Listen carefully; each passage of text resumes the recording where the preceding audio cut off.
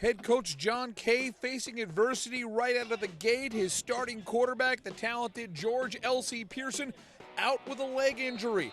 The Dog Pound was feeling excited, though, to start the campaign as Matawan jumped out to a 7-0 lead. St. John Vianney gets on the board late in the first. This is Joseph Rice from 48 yards. It's good to go. Big boot by Rice. It's a 7-3 ball game. Big play here in the second quarter. Anthony Brown to the air. He's picked off by Alex Pierce. Great run by Pierce, but hold everything. This one is waved off due to pass interference. So instead of a turnover, St. John Vianney gets the ball back. Coach K clearly not happy with the call. The Lancers would drive down and miss a field goal. Then, later in the second, Brown over the middle to Jeff Sheard. Great completion right there. It would lead to this. Calvin Beatty from 2 yards out.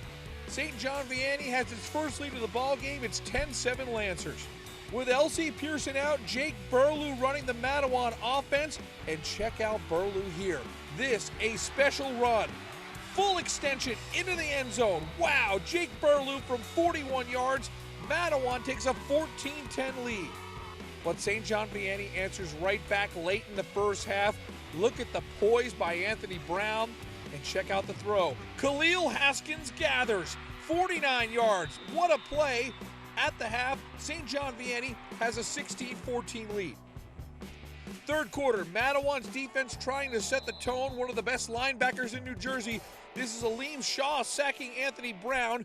It's third down and long for St. John Vianney, and Brown comes through again. Michael Stapert. Look at him shed that tackle. And Stapert is running roughshod in the open field. 69 yards, 6'6" wide receiver with an offer from Central Connecticut State. More to come. Wow, that's a huge play. 23-14 St. John Vianney.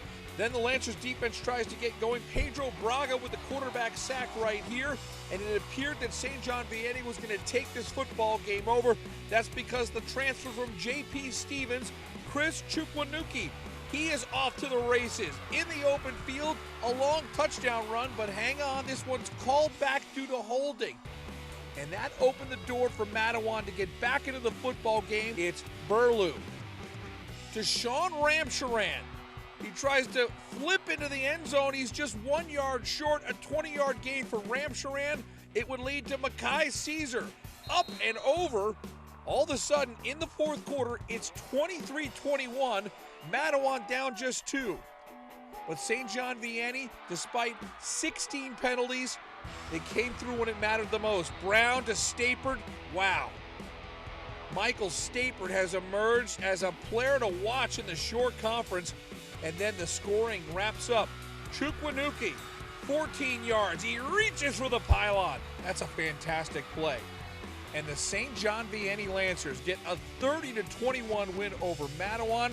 You see the numbers for Anthony Brown and Michael Stapert. St. John Vianney able to put up 30 points despite 16 penalties and a number of touchdowns called back. After the game, Derek Sininsky, proud of his team, getting the victory on the road at Matawan. They have a lot of kids live in this town. There was a lot of pressure on them to win this football game. You know, coming from aunts, uncles, friends, whoever it may be. And I think despite the 16 penalties, they still handled themselves like men. It honestly feels amazing because at first we didn't really know what to expect out of the coach, but now we can really trust and believe in it. And we got to play as a family. We have to trust in the system, and the system is working. So from now on, we're just going to work our tails off. That just shows the potential of the team. You have me and Calvin Beatty in the backfield. I feel like we're the two best backs in the shore. And we have Anthony Brown, we have Micah. We have a lot of potential on this team. And for us to have 16 penalties on offense and defense and still come out with a 10-point win, that shows a lot.